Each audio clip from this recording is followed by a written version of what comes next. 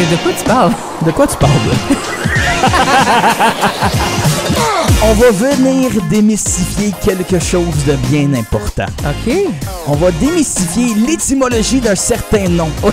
D'une transition de Amélie à Amé à Amé Laoni. On va figurer tout ça aujourd'hui. Aussi peut-être faire un peu sa biographie. De quoi tu parles de Amé Laoni? Ça va bien? Salut! Hey, mon Dieu, cette intro, c'est de feu. Merci. C'est de feu parce que ça me coince déjà, en fait. Je suis déjà coupable, en fait. J'adore ça. Déjà pris d'un coin. Direct en commençant. Pauvre toi. Mais oui, mais on se demandait ça tantôt parce que moi, je t'ai découvert comme Amé. C'était à cette époque-là. Puis là... Tes parents t'ont découvert comme Amé, eux autres, comme Amélie? Oui. Ouais, T'ont okay. surtout nommé ça, qui est parfait. Puis là, après ça, tu t'es dit, OK, est-ce que c'est trop difficile à trouver sur l'Internet? J'avais de la misère à faire mon SEO. Qu'est-ce qui s'est passé pour que tu aies décidé de changer ton nom comme ça? J'adore. En fait, vous brûlez, les copains, vraiment. Amélie Larocque, c'est mon nom de baptême. En fait, non, plus précisément, Marie-Lucie Amélie Larocque. Ben oui. Et puis, ben, à un moment donné, oui, il y a eu cette espèce de désir-là de dire, bon, ben, on s'en allait plus vers l'électro dans ce temps-là, quand je pense à l'album Sa couleur, justement, que j'ai sorti, qui était très électro. On trouvait qu'Amélie Larocque, ça faisait un peu... c'était peut-être pas autant collé avec la musique qu'on avait envie de faire. Et je faisais les premières parties de Jérôme Couture dans ce temps. Et je me souviens que les fans de Jérôme m'appelaient Amé. Hey, Amé! Tout ça. Puis j'étais comme, c'est drôle. C'est comme si j'étais comme déjà leur amie. Puis je trouvais ça cool. Puis je me disais, mais c'est quand même cool comme nom. Puis j'aimais beaucoup les petits noms d'artistes. Ouais, 3 lettres, c'est vraiment le fun. Comme Zaz, c'est sick. Ouais. L'affaire, là, les gars, là, c'est que c'est le fun quand on se fait appeler de même comme un surnom ou quoi que ce soit. Mais quand c'est le temps de découvrir un artiste sur les réseaux, on appelle ça de la découvrabilité. Oui. C'était le bordel. C'est sûr. Puis là, en plus, mets l'accent aigu qui est vraiment important là-dedans. Boy. La fille, elle était complètement folle parce que non seulement elle s'est nommée Amé, OK, fait que c'est 3 lettres. Oui. Après ça, c'est 3 majuscules. Oui. Puis elle a un accent. Dans le fond, là, dans les 3 affaires à ne pas faire pour une meilleure découvrabilité, j'ai fait le package deal. Moi, c'est tout ou rien. Oui, exact. Tu t'es dit, je vais tester l'eau pour tout le monde, puis je vais pouvoir leur dire, faites pas ça. Mais malgré ça, t'as un succès incroyable, le monde te connaisse, tu joues partout. Fait que t'aies eu un nom au début, si on veut, qui était un peu plus difficile à trouver sur l'Internet. T'as fait ton chemin. Moi, là. j'ai tout résolu sur ça. OK, vas-y. Elle a parlé de Jérôme Couture. Oui. Jérôme Couture a vécu aussi une crise identitaire. Oui. Il est rendu Jay Kutcher. Absolument. Fait que mais tu vois... Tout est dans tout. Mais je pense que aussi, quand ça a été le temps justement de changer mon nom, de Amé pour Amé Laoni, c'était beaucoup comme, on était rendu à travailler avec des gens en France et les autres, ils me cherchaient sur Spotify, ils me trouvaient pas. C'était complètement ridicule. Fait qu'on a fait, OK, on fait le switch. Puis en faisant le switch, là, j'ai vraiment l'impression aujourd'hui, en fait, que Amé Laoni, pour moi, c'est le plus beau nom d'artiste que j'aurais jamais eu. Absolument. Non, mais la chose que je l'aime vraiment beaucoup, puis je trouve que il y a vraiment quelque chose qui colle à ça. Fait que oui, je pense que dans le cas de Jay Kutcher, ça a été vraiment pour faire une coupure. Ouais. Mais dans mon cas, ça l'a fait quand même un peu aussi, cette coupure-là, de changer puis d'aller vers Amé Laoni. Mais c'est trop drôle, en fait. Je veux juste rebondir quand tu dis elle a fait l'erreur pour qu'après ça, elle puisse nous dire de pas le faire.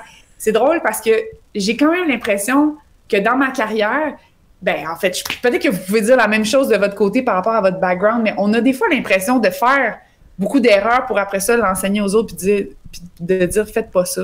Oui. Fait que peut-être que ça fait partie de ma mission, de faire bien des erreurs. Mais je pense qu'on partage beaucoup de choses dans le monde culturel aussi. C'est comme si on peut s'aider, on le fait. Fait que quand tu découvres quelque chose qui fonctionne pas ou qui t'a nui ou peu importe, tu fais « Hey, juste t'avertir, ça peut arriver. Fait que fais ce que tu veux, mais je fais juste te le dire, tu sais. Je te préviens parce que chaque petite chose peut être un bâton dans les roues, puis il y en a déjà assez de bâtons dans les roues, t'as pas besoin de t'en créer toi-même, tu sais.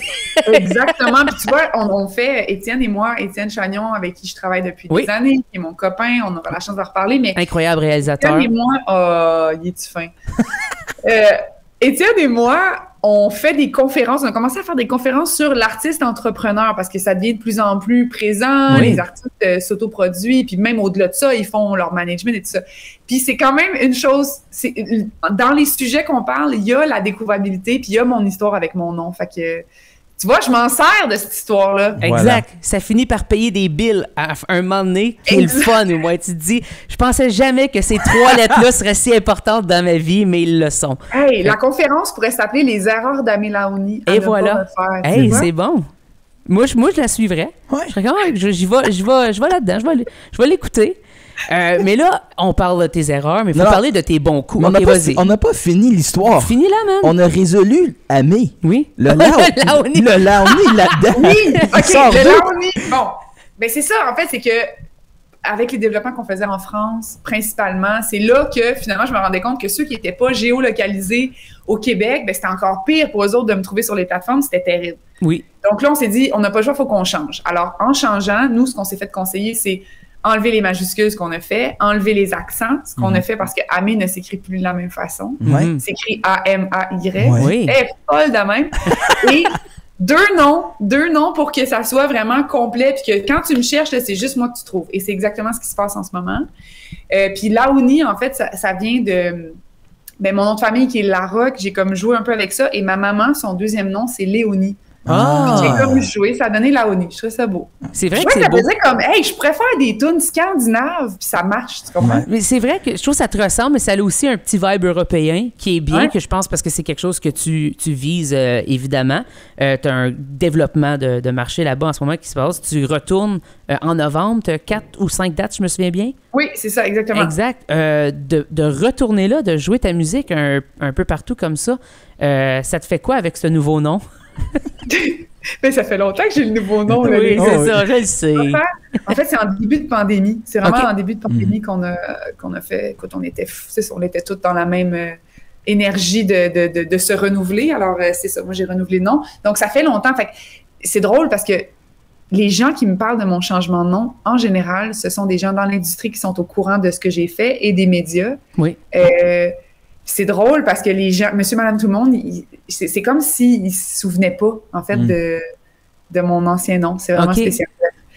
Mais tout ça pour dire que oui, aller faire, en fait, faire sa musique, promouvoir sa musique à l'extérieur de ton pays, aller rencontrer une nouvelle culture, c'est vraiment... Parce que je tiens à dire que c'est quand même une autre culture, mais c'est une culture qui ressemble, quand même, mettons, si on parle au niveau musical... j'ai beaucoup d'atomes crochus avec ce qui se passe là-bas. Mhm. Donc, ça facilite vraiment la rencontre, ça facilite le courant passe vraiment beaucoup. Ce sont des gens qui mettent énormément d'attention sur les mots, sur la façon que tu as écrit tes choses, le message aussi, l'histoire que tu racontes.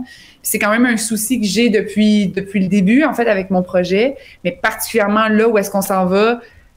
Amé Laouni, c'est un peu moins électropop, hein, on s'en va un peu plus vers l'organique, tout ça. Ça reste qu'il y a encore de l'électro dans ce que je fais, mais il y a beaucoup d'histoires, en fait, qui sont racontées dans mes chansons. Fait que je pense que ça colle pour cette raison-là. C'est beau voir la scène en France évoluer à cause c'est tellement différent de ce qui se passe en Amérique du Nord. En ce moment, tout le monde se pitch sur l'autobus country ici. Ils sont comme, m'a faire ma passe de cash, m'a faire un CGD jusqu'à temps que je suis dans le sunset. Puis après, en France, ils sont comme, ah non, nous autres, on est rendu full bohème. Genre comme. Bohème, j'adore! Ben, je pense qu'en France, ils ont... Ouais, c'est très différent de ce qui se passe ici. Tu sais, nous, on est collés sur les États-Unis, donc il y a quelque chose de très logique avec le country. Ça reste qu'au Québec, je trouve qu'on a beaucoup de qualité, mais s'il y a une chose qu'on a de la misère, c'est être en avance sur. Absolument. Ouais. Par rapport à la musique. Là, je parlerai pas de la condition féminine en France, puis des droits et tout ça, parce que je veux dire, là-dessus, on a des grandes leçons à leur donner. Mais par contre, pour ce qui est au niveau de la musique puis de l'art, on est beaucoup, je trouve, en retard sur les États-Unis et en retard sur la France. On est beaucoup comme en réponse, finalement, à ce qui se passe ailleurs.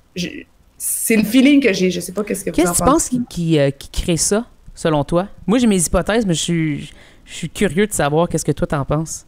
C'est une bonne question. Tu sais, moi, je fais l'école à la maison à ma fille, fait qu'on est beaucoup dans l'histoire et tout ça. Puis j'ai l'impression, en fait, que le fait d'arriver de la France, mais de pas être ici comme enraciné aussi longtemps que d'autres, je sais pas, y a-tu comme cette espèce de permission je sais pas. Je pense que c'est juste des Français, c'est des chialeux.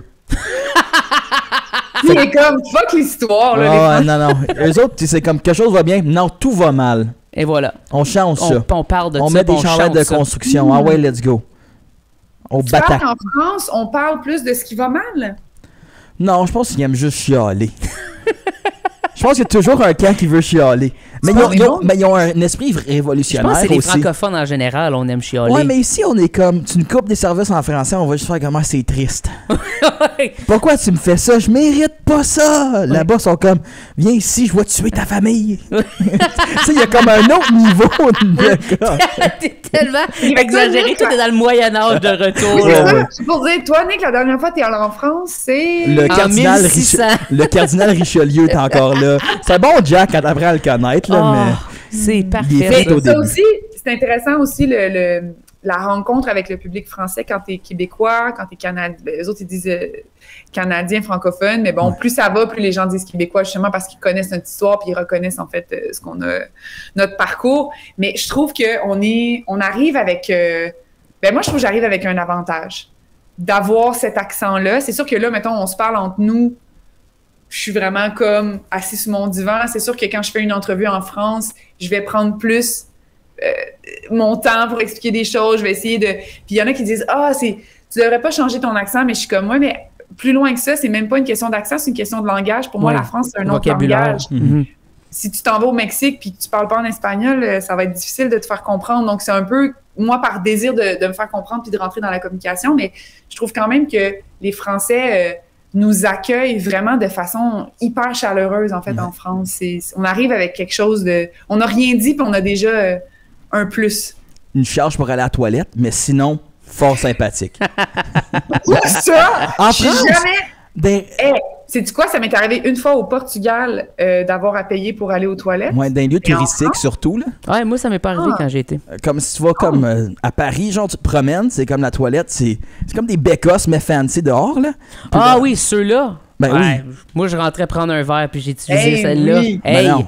voyons donc. Non, j'étais un petit L'air de peu... qui, moi? C'était pour dire, j'étais un petit pauvre, ça te tu payes pour aller à la toilette. Ça, je te dirais que c'est pas une façon de t'aider, mon chum. Ouais, il y a ça. Il y a ça. En tout cas, la France, hein? Exactement. Mais là, évidemment, tu fais plusieurs spectacles. Vous êtes toujours, j'imagine, à la création, la réalisation. Le fait que vous avez ça chez vous, est-ce que tu es capable de mettre un stop à ça puis de dire comme, OK, je suis en mode création, je suis en mode show, ou c'est tout organique puis ça se passe comme bon semble?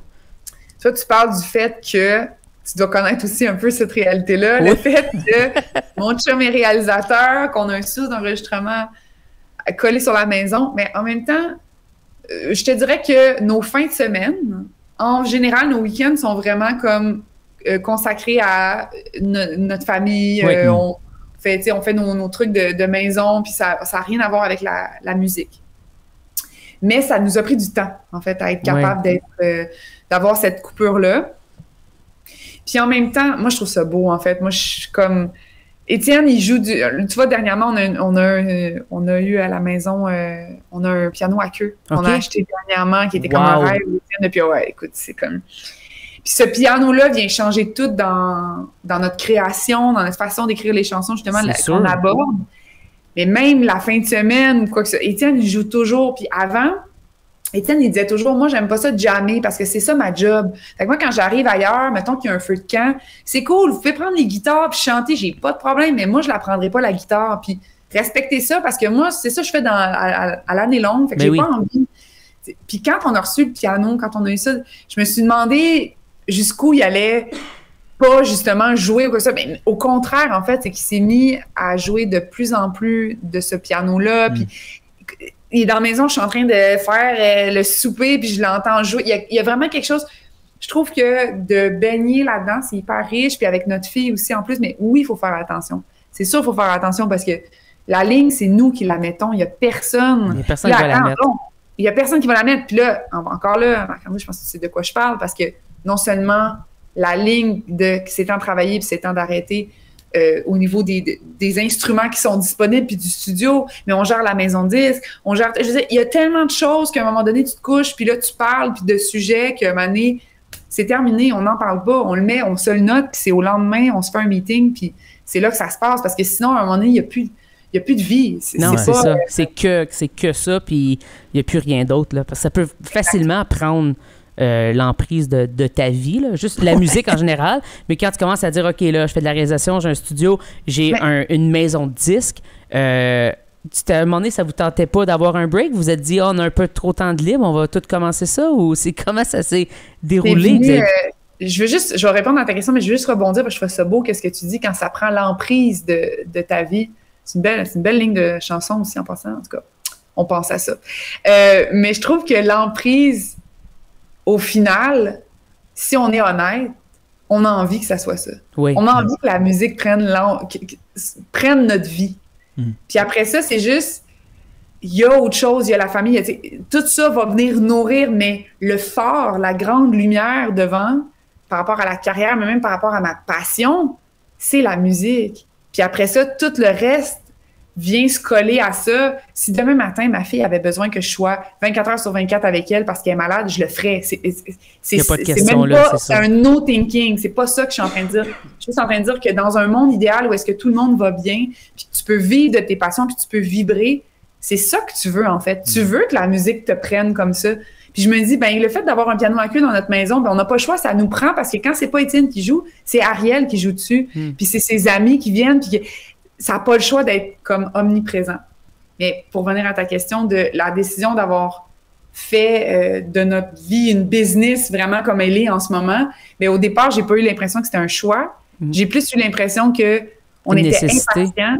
On était impatients. Je veux dire, tu proposes ton projet à des maisons de disques, puis c'est pas pour cracher sur les maisons de disques. Je comprends leur réalité. Je sais où est-ce qu'ils en sont aussi, avec tellement de propositions, avec un horaire. Puis là, les autres, ils dépendent des subventions. Puis là, ça va dépendre de beaucoup de choses. Mais moi, c'est ça. C'est les si, puis on va attendre dans 3 mois, puis il va se passer. J'étais plus capable de ça. J'ai juste voulu prendre mon destin en main. Puis tu vois, j'ai une amie qui est très proche de l'astrologie, tout ça, puis elle me disait, oui, mais les scorpions, parce que je suis scorpion. Vous voulez prendre un contrôle de quelque chose, mais pas nécessairement de façon négative, mais c'est bien de le reconnaître, en fait. C'est juste bien de reconnaître que toi, tu es quelqu'un qui a envie de savoir où est-ce qu'on s'en va, puis de pas attendre l'avis de 10 personnes avant de lancer une chanson, puis de la lancer, la chanson, puis de voir qu'est-ce qui en arrive des résultats, d'être content de vouloir, en fait, peaufiner notre musique exactement comme on a envie de le faire. C'est beau, ça. C'est très beau. Ouais. En fait, c'est pur. Attends, il y a le démon. Dis-nous qu'est-ce qui est pas beau. Non, c'est pas que c'est pas beau, mais tu vas être d'accord avec moi sûrement aussi, Marco, c'est que même si c'est nous, mettons, on décide, on fait ce qu'on veut, c'est la sagesse, c'est l'âge qui nous amène à être vraiment sur notre X. Pourquoi? Parce qu'avant, même si c'est nous qui décidons, on a quand même en tête, mais là, qu'est-ce qu'une telle radio va penser de l'arrangement que je viens de faire? Non, mais on veut quand même se positionner là, fait qu'il faudrait... Là, je te dirais que je suis dans les premières années de ma vie, de ma carrière, où est-ce que je crée en me disant « fuck off, moi, je veux faire ça, puis les gens qui collent à ça, ils vont se coller. Ça va venir. » J'ai comme une confiance que j'avais pas avant, finalement.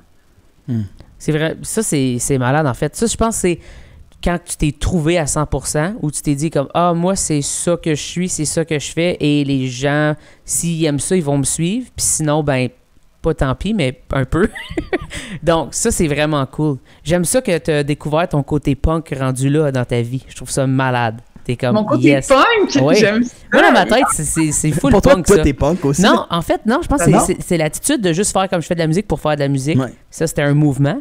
Mais non, il y a beaucoup de choses que je trouve pas punk dans la vie, je te dirais. Plus que le contraire. Les huards, c'est du punk? Zéro. Okay. En fait, oui, ils partent quand ils veulent. Ils partent quand ils veulent, eux autres. Ça peut l'être, en fait. Ouais. Et tu vois, pour aussi, ce que je peux ajouter à ça, c'est que j'ai lu dernièrement une quote qui disait c'est pas la culture qu'il faut amener au niveau des gens, c'est les gens qu'il faut amener au niveau de la culture. Puis je trouvais ça beau, puis je me disais, là, je suis pas en train de cracher sur les affaires que je trouve qui étaient... Non, c'est pas ça du tout. Moi, je pense que si tu es humble avec ce que tu fais et que tu le ressens pour vrai, il n'y a pas un style de musique qui est out ou qui est pas la bonne affaire. Il n'y a pas une chanson. C'est pas ça du tout. C'est même pas... C'est vraiment l'approche. Puis tu vois, même, je fais beaucoup de collaborations aussi. J'écris, je compose pour d'autres personnes. Oui. Puis il y a des choses que maintenant... j'ai décidé de ne plus faire. Puis c'est pas parce que je me mets au-dessus, puis non, c'est juste ça me parle pas moi. Fait que je me dis, je suis pas au service, là. Va voir quelqu'un qui va être au service de ça, parce que quand plus jeune, j'étais au service de ça, puis j'y croyais aux chansons que j'écrivais pour certaines personnes qui, aujourd'hui, font moins de sens. Puis c'est juste pas grave. Là, j'ai juste envie de me coller à des chansons qui font sens. Puis des chansons qui font sens, comme je te dis, il n'y a pas de style, il n'y a pas de « Ah, ça c'est pop, ça c'est pas pop ». L'exemple que je peux donner, c'est que dernièrement, tu vois, j'ai 2 chansons qui s'en vont directement sur l'album des 2 frères. Moi, les gars, pour moi, écrire pour les 2 frères, c'est du bonbon, en fait. C'est comme... C'est un langage que je peux pas utiliser dans mes propres chansons. C'est un public que je peux pas rejoindre dans mes chansons. C'est un happening, en fait. Moi, c'est de voir à quel point ça a un impact, que ça résonne dans le cœur des gens, qu'il y a des gens qui viennent... Ça va tant longtemps que je vais sentir ça vibrer, je vais le faire. Mais il y a pas de style ou de... Il y a rien de collé à ça, là. Il y a une maison en feu. Les 2 frères sont dedans, sauf lequel? Ah, j'adore ça! Moi, j'ai juste plus parlé à Sonny. J'ai moins parlé, fait que faudrait que je choisisse. Je pense que ce serait ça. Il joue vraiment bien la guitare. Moi, je sauverais leur fille avant. Wow! Ça, c'est une bonne réponse. C'est ce qu'ils voudraient. Mais pour vrai, je suis proche des 2. Je veux dire, c'est pas... les 2... Puis ça, c'est vraiment spécial parce que je vous donne l'exemple justement dernièrement. Les 2 chansons que je leur ai envoyées. Là, en tout cas, j'espère qu'ils vont prendre les 2 chansons parce que c'est on tape s'ils les prennent pas. Non, mais je pense... En tout cas, ils m'ont dit que ça allait sur la... Il y avait des bonnes vibes. Il y avait des bonnes vibes. Donc, j'envoie la chanson. Puis moi, ce que je propose aux gars, c'est paroles et musique. Tu sais, souvent, il y en a qui croient que j'écris seulement les textes. Ça pourrait être bien cool d'écrire que les textes. Mais pour les gars, c'est vraiment musical aussi. Fait que j'envoie. Puis le premier qui me répond souvent, c'est Eric parce qu'il est collé sur son sel. Puis ça, puis let's go, il écoute la chanson. Et là, il va me dire ce qu'il ressent par rapport à ce que j'ai dit, ce que j'ai raconté. Tandis que Sonny, il va me parler un peu de ce que j'ai raconté, mais là, il va me dire « Ah ouais, musicalement, c'est cool. » Fait qu'ils sont vraiment complémentaires, ces 2-là. C'est ça qui est beau. Tu sais, Sonny, c'est vraiment le raconteur, celui qui a envie de porter la chanson. Puis Eric, Eric, c'est celui qui porte un peu plus. Puis Sonny, il est là comme en appui, puis il est là derrière... Puis tout le côté, justement, musical, il y a des idées, puis c'est un excellent guitariste. Là. Oui, vraiment. Très, très bon. Et super gentil aussi. Oui. Très, très, très aimable. T'as juste droppé les 2 frères tout bonnement comme ça. Est-ce que tu sais combien de chansons t'as écrit en général pour d'autres personnes autres que toi? T'es rendu à combien? Ben, juste pour que les gens comprennent. Oui. Je sais, je suis rendue à combien de chansons à peu près overall. OK, vas-y. C'est un petit peu plus que 200. Jeez. C'est incroyable. Non, mais attends. Mais ça aussi, j'aime ça. En fait, c'est plus que 200 dans mon catalogue Socan. Ça, ce que ça veut dire, c'est qu'il y en a... Plus que ça. Qui ont été écrits, peut-être. Certainement. Qui n'ont pas été choisis ou qui ne sont pas enregistrés ou ne sont pas encore sortis ou peu importe. Exactement. Ou qui n'étaient pas bonnes. C'est aussi une option. Là. Juste le dire. Mais tellement. Mais tu vois, pour les autres, c'est une bonne question. Ben, c'est sûr que ça fait... au moins la moitié du catalogue, c'est plus, en fait. C'est plus que ça. Ouais. C'est incroyable, ça. Fait que plusieurs personnes, là, je le dis parce que je trouve que c'est important parce que c'est pas quelque chose qui est mis à l'évidence. Puis nous, on aime ça, faire ça ici. Ouais. Montrer les gens qui travaillent dans l'ombre, malgré que tu as ton propre projet, tu as tes trucs, mais ça, tu fais de l'écriture pour les autres. Je pense que c'est quelque chose que le monde oublie. 100%. Se fait aussi. Ah oui, vraiment. Les gens, on dirait qu'ils savent, justement, pour le country, c'est comme écrit dans le ciel que tout le monde fait de la coécriture, puis blablabla, puis c'est full connu, puis Nashville, puis blablabla. Mais genre, ça se fait... Tu sais, au Canada français aussi, ça se fait partout. Puis toi, t'en fais beaucoup. Puis c'est quoi ton plus grand succès que t'as écrit pour quelqu'un d'autre que t'es comme, ouais, ça, genre, tout le monde la connaît? Léo Gagné. Ah. Des 2 frères. C'est sick. Tu vois? Et voilà. Mais Léo Gagné, c'est vraiment mon plus gros succès. Sinon, il y a quand même Ton départ aussi de Marc Dupré. Le texte que j'ai écrit pour Marc. Que des petits noms. Ouais, ben, en tout cas, que des petits tomes.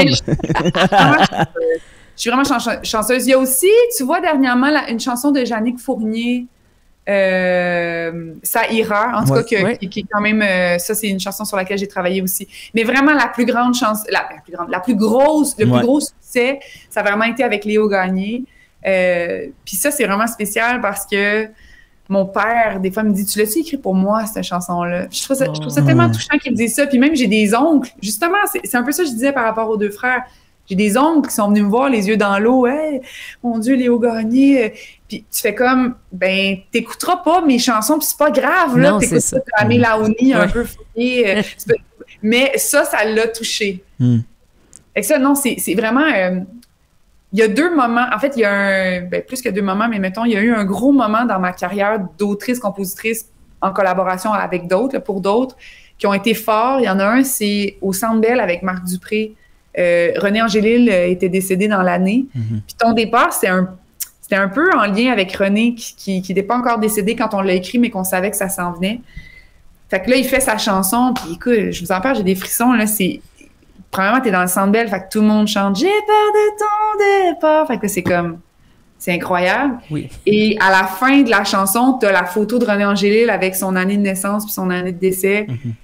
Puis là, t'as les gens qui, c'est comme...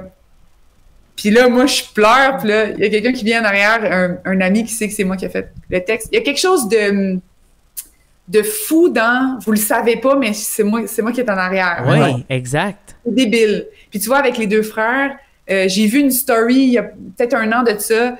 Les gars, des fois, ils pensent pas toujours à m'envoyer des affaires. On a reçu des messages il y a une maman, un moment donné, elle dit « Mon fils s'appelle Léo. Il a 10 ans. Son rêve, c'est d'être un bûcheron. Il a reçu sa première hache. Il écoute Léo Gagné en boucle. » Tu sais, c'est comme... C'est malade. C'est fou. Oh oui. Puis tu vois, Léo Gagné, un moment donné, les gars, il y avait une story qui passait. Puis là, les gars, ils arrêtent de chanter. Puis ils font comme... Puis là, tout le monde... « Léo Gagné, tu rêves. Puis tu fais rêver tout autour. » Puis t'es comme... What the fuck? Qu'est-ce qui se passe? Il n'est même pas sur le stage, puis il se vit ça, en fait. Ça, c'est comme... c'est ça qui est magique avec la collaboration. Puis je trouve que, tu vois, pendant un temps, j'ai fait un petit recul de ma collaboration parce que j'avais envie... Tu sais, c'est un métier qui est difficile quand même parce que en général, les interprètes, les artistes sont vraiment reconnaissants, mais il arrive des moments où est-ce que ils sont moins. Il arrive des moments où est-ce que t'es pas super bien traité en tant qu'artiste de l'ombre, artisan de l'ombre.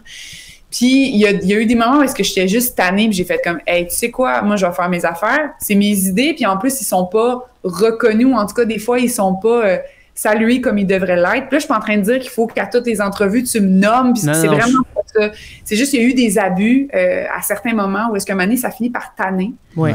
Fait que j'ai pris comme un recul par rapport à ça, puis là, je suis comme, c'est drôle, ben, je pense que la vie m'amène où est-ce qu'il faut que je sois au bon moment. Et là, la vie m'amène d'autres collaborations, justement, comme là, les 2 frères et tout ça, qui sont comme revenus dans ma vie. Puis j'ai fait comme, hey, finalement, c'est vraiment cool, j'aime ça. Puis je pense que je veux pas enlever ça complètement de ma vie.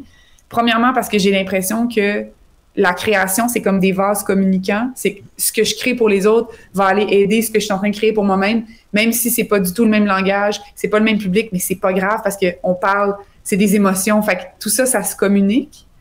Mais non seulement ça, mais aussi, et ça aussi, vous allez relate à ce que je dis, c'est que quand j'écris une chanson, exemple pour les 2 frères, quand la chanson est finie, là, tout ce qui est promo, entrevue, c'est terminé. Bye bye. J'ai pas besoin, et ça brille, la chanson va briller, puis il y a déjà une équipe derrière, puis il y a un musiceur qui est derrière la chanson, puis il y a un ci, puis un ça. Ah, ils vont aller faire bonsoir, bonsoir. J'ai pas besoin d'être là, moi, à pousser, à dire, OK, on est...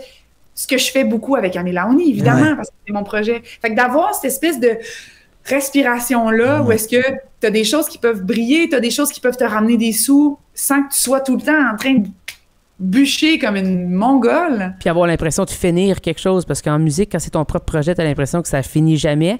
Mais là, quand tu fais la tune pour quelqu'un d'autre, tu dis, OK, la tune est terminée, c'est fini, tu peux passer à autre chose qui doit vraiment être un beau feeling. Mais nous autres, on te souhaite d'écrire plein de hits pour toi. Oui. D'écrire plein d'hits pour les autres. Oui. De s'assurer qu'ils jouent en show parce que ça, c'est payant. Puis après ça...